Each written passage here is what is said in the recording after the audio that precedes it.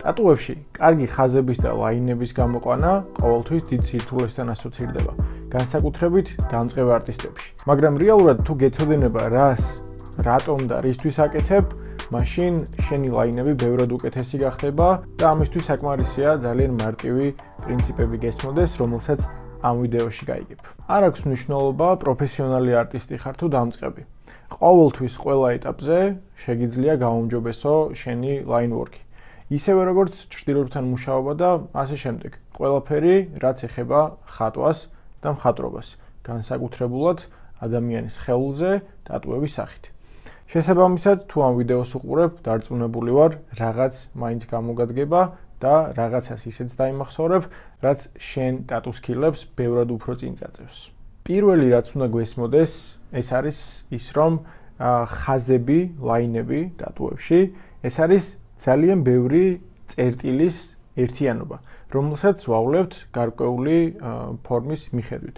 ძირითადად შემთხვევაში ეს თუ არის წრფივი გრძელი ხაზი, ჩვენ შედეგად ვიღებთ სწორხაზოვან ლაინს, ასე ვთქვათ, კონტურს. ამ კონტურის ხარისხი დამოკიდებულია ჩვენი ხელის სისწრაფეზე, როგორ მუშაობს ჩვენი აპარატი, რა ვოლტაჟზე არის დაყენებული, რამდენად ხარისხიანი არის კონკრეტულად ჩვენი აპარატურა და როგორი ნემსებით მუშაობთ. ასევე დამოკიდებულია გარკვეული მომენტები იმ ზედაპირზე, სადაც ვხატავთ. ეს შეიძლება იყოს კანის კონკრეტული ფაქტურა, რომლებიც ერთმანეთისგან განსხვავდება, რა თქმა უნდა. ეს შეიძლება იყოს ხელოვნური ტყავი, ან ნებისმიერი სხვა ზედაპირი, რომელზეც შეიძლება ნემსით დაიხატოს გარკვეული ფორმა. შესაბამისად, თუ ამ წერტილებს გარკვეული წესების დაცვით გავავლებთ, ჩვენ მივიღებთ კარგ ხაზებს. პირველი რაც უნდა გვესმოდეს, ეს არის აკურატულობის მნიშვნელობა უშუალოდ ლაინების გაკეთების დროს. რა იგულისხმება ამაში? ანუ ჩვენ უნდა ვიყოთ ექსტრა ფრთხილები, განსაკუთრებულად იმ მომენტში, როცა გსურს სწორი ხაზის გავლება.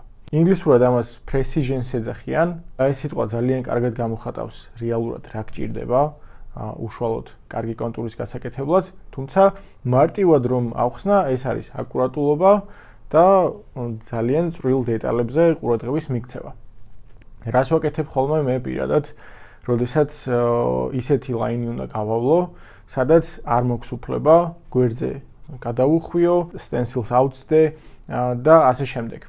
ამ დროს, ასე ვთქვათ, მენტალურად ვზუმავ, ახლოს მომაქვს გამოსახულება, რასაც ვხედავ, რასაც მუშაობ და ბოლომდე ფოკუსირებული ვარ აი ამ ნაწილზე.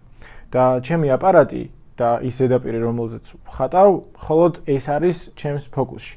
ანუ ასე ვთქვათ, მენტალური ზუმი, ასე რომ ვთქვათ.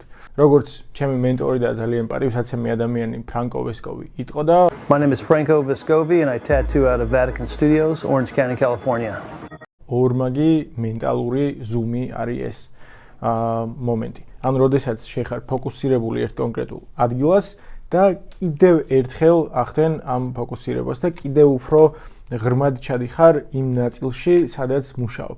ანუ ამ დროს შეიძლება შენ გარშემო ყველაფერი გაქრეს, არ გისმოდეს საუბარი, განსაკუთრებით პირველ ეტაპებზე, სანამ კარგად მიეჩვევი ამ პროცესს და ეს იყოს, ასე ვთქვათ, სრული ფოკუსის რაღაც ტრანსული მდგომარეობა, სადაც შენ უნდა გაავლო ის ლაინი, რომელიც უნდა გაავლო და როდესაც ხედავ შედეგს, რამდენად მაგარი შედეგი აქვს მენტალურად ფოკუსირებას, მე ხვდები, რომ რეალურად მთლიანი ნახატი, მთლიანი შენი შედეგი, რომელსაც დებ ყოველი სეანსის შემდეგ, არის ზუსტად შენზე დამოკიდებული, რაზე ფიქრობ, როგორ არის მობილიზებული შენი ფიქრები და არა აპარატურაზე, რომელთაც მუშაობ და ასე შემდეგ. და რადგან აპარატურა ვახსენე, აქვე მეორე ელემენტი ამ ვიდეოსი, ეს არის სწორი აპარატურის და სწორი ვოლტაჟის შერჩევა. ანუ თუ ჩვენ მუშაობთ ძალიან რაღაც უბრალო იაფიანი აპარატურით, რომელიც ჩინურ ბაზარზე შევიძინეთ, დიდი ალბათობით ჩვენ ვერ მივიღებთ ისეთ ლაინებს, როგორიც გვინდა რომ მივიღოთ. ეს ასევე ეხება კარტრიჯებს და ნემსებს, რადგან თუ შენი ნემსი, რომლითაც მუშაობ, არ არის ხარისხიანი და პრემიუმ ხარისხის, როგორი კარგი აპარატითაც არ უნდა მუშაობდე, შენ ვერ დადებ იმ შედეგს, რომელსაც უნდა დებდე. და ეს ორივე მოგვარებული რომ გქონდეს, ანუ კარგი აპარატურა გაქვს, კარგი კარტრიჯებით და ნემსებით ხატავ, მაგრამ სწორად არ არჩევ შენს ვოლტაჟს, ან სწორად არ ურჩევ შენი ხელის სისწრაფეს. Აი, აქ არის ყველაზე მთავარი ესეთი მომენტი, რომელსაც ყურადღება უნდა მიაქციო და ესეც თუ სწორად არ გაქვს შერჩეული, არ გამოგივა კარგი ლაინი. რა იგულისხმება სწორად შერჩეულ ვოლტაჟში და ხელის მოძრაობაში და მის სისწრაფეში. ანუ საიდუმლო ვოლტაჟი არ არსებობს, რომელზეც შეიძლება დააყენო შენი აპარატი და შენ დახატავ ძალიან მაგარ ტატუებს. არ არის ესე. შენ შეიძლება იმუშაო 6-ით, 7-ით, 8 ვოლტით, შეიძლება ვიღაცა 10 ვოლტზე მუშაობდეს, რაც საკმაოდ სწრაფი არის აპარატისთვის და ძალიან კარგ შედეგს დებდეს. მაგრამ მისი ხელის მოძრაობაც შესაბამისი იქნება აპარატის მოძრაობასთან. ანუ თუ შენი აპარატი სწრაფად მოძრაობს, მისი ძრავი, შენი ხელიც მას უნდა მიყვეს და ეს უნდა იყოს ერთი, ასე ვთქვათ, მთლიანობა უშუალოდ პროცესში. შესაბამისად, შენ უნდა იპოვო, რომელია შენთვის ყველაზე კომფორტული ვოლტაჟი, ყველაზე კომფორტული სისწრაფე, რომელზეც შეიძლება დააყენო შენი აპარატი და შემდეგ შეურჩიო შენი ხელის სისწრაფე. მე პირადად მუშაობ 7 ვოლტით, 7 ვოლტით ვაკეთებ ძირითადად პატარა ზომის ლაინებს, ეს არის 3 ერელი, 5 ერელი და რაც უფრო იზრდება ნემსის და კარტრიჯის ზომა, ნემსების რაოდენობა, მით უფრო იზრდება ვოლტაჟი. თუ მაგალითად მუშაობ 13 ერელითან, 15 ერელითან უფრო დიდით, რაც იშვიათად ხდება ხოლმე, ჩემი ვოლტაჟი არის დაახლოებით 8.5-8. ანუ 9-ზე არასდროს არ ავდივარ ხოლმე, იმიტომ რომ სრულიად საკმარისია მსგავსი სახის ვოლტაჟი.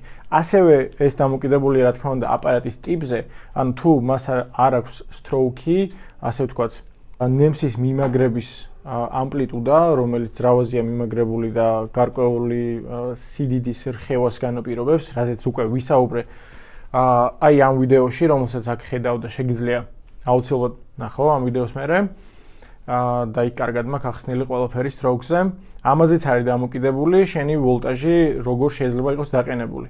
ახლა ამ ვიდეოს არ გავართულებ, იმიტომ რომ რაღაც ისეთი ტერმინოლოგია რეალურად რთული არაფერია. მთავარია ხელის მოძრაობა, ხელის სისწრაფე და შენი აპარატის სისწრაფე დაემთხვეს ერთმანეთს. და გქონდეს ხარისხიანი აპარატურა და ხარისხიანი კარტრიჯები. მესამე რასაც გამოვყოფ, ეს არის ტექნიკა. ანუ ის ტექნიკა, რა ტექნიკითაც შენ ხატავ და ასრულებ ლაინებს. ანუ როგორ გიდევს ხელი, რასაც აუცილებლად ვიდეოში ვაჩვენებ, როგორ გიდევს ხელი, როგორი არის ამ ხელის მოძრაობა, როგორი არის შენი სუნთქვა, ამასაც დიდი მნიშვნელობა აქვს.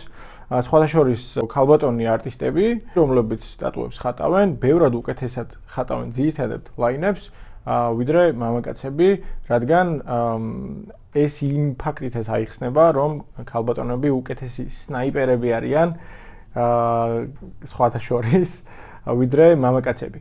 და რატომ? იმიტომ რომ ქალბატონები სუნთქავენ დიაფრაგმით და ეს ბევრად უფრო ამარტივებს სუნთქვის პროცესს და ხდის მას ბევრად უფრო სტაბილურს მთლიან სხეულთან მიმართებაში. ანუ როდესაც ისეთ რაღაცას აკეთებ, რასაც სჭირდება სწორედ ეს პრესიჟენი, რაც უკვე აღვნიშნე, შენ გჭირდება ძალიან გაწონასწორებული ხელი, გაწონასწორებული პოზა და გაწონასწორებული სუნთქვა. შესაბამისად, ესეც გასათვალისწინებელი მომენტია და ეს იმას არ ნიშნავს, რომ მამაკაცები და კაცები ვერ აკეთებენ კარგ ლაინებს. არ არის ეგრე, სისულელია. ყველას ყველაფერი მშვენივრად შეუძლია, უბრალოდ ვიღაცას ეს უფრო მარტივად გამოსდის და ვიღაცას სჭირდება ცოტა მეტი პრაქტიკა იმისთვის, რომ მივიდეს რაღაც შედეგამდე. და რა თქმა უნდა, ბოლო, ასე ვთქვათ, ამ ვიდეოს ყველაზე მთავარი მომენტი, ეს არის პრაქტიკა. რაც უფრო მეტი პრაქტიკა გექნება, ნებისმიერი სახის ზედაპირზე, შეიძლება იყოს ფორთოხალი, ბანანი, ხელოვნური ტყავი, საზამთრო, ვიღაცის, ასე ვთქვათ, არ აქვს მნიშვნელობა ნებისმიერ ზედაპირი, სადაც შეგიძლია ხატო და მიიღო შენი პრაქტიკა, აიღე და ხატე, იპრაქტიკე, რაც მეტი გექნება შენი პრაქტიკა, მით უკეთესი შედეგები გექნება სამომავლოდ. თუ ახლა ვერ აკეთებ კარგ ლაინებს, არ იფიქრო, რომ ამის ნიჭი არ გაქვს, ან რაღაცნაირად შენი არ არის, ან იმდენად რთული აღმოჩნდა, რომ შეიძლება შენ ვერ გააკეთო, არ არის ასე. ნებისმიერ ადამიანს შეუძლია ნებისმიერ რაღაც მიღწევა, თუ ამას მოინდომებს ამის მჯერა ბოლომდე. და ლაინები ტატუებში, რა თქმა უნდა, არ არის გამონაკლისი. ნებისმიერი საუკეთესო ლაინ არტისტი აიღე, შეხედე მის ნამუშევრებს და შეგიძლია თქვა, რომ გარკვეული შრომის და რესურსის ჩადების შემდეგ მას ენაკლებად ნამდვილად არ დახატავ, კიდე უკეთესად თუ არა. თუ მსგავსი კონტენტი მოგწონს, შეგიძლია გამოიწერო არხი და დაალაიქო ვიდეო.